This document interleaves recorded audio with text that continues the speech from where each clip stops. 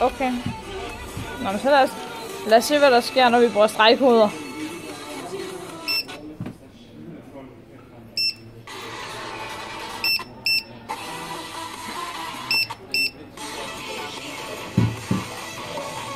Så prøver vi en anden en.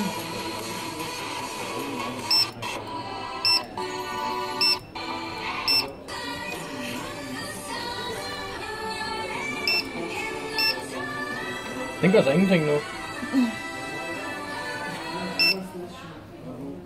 Næste video. Ja, og minimere. Ja. Dræb den ikke også lyden? Jo, det gør den også. Så nogle billetter har flere funktioner, og andre de gør ingenting. Den dræb bare lyden. Ja, og tog den ind i midten af videoen også. Ja.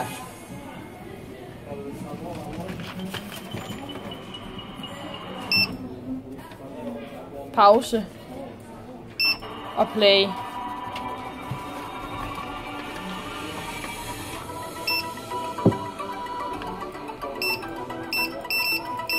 Den prøver på at spole tilbage, men det kan den ikke, fordi der ikke er en playliste, tror jeg.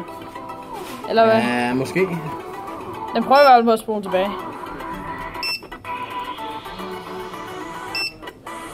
Den der spoler 2 sekunder tilbage.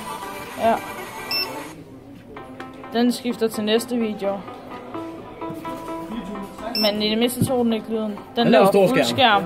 Det er sådan set også meget praktisk. Shit. Det er mystisk, det her. Okay.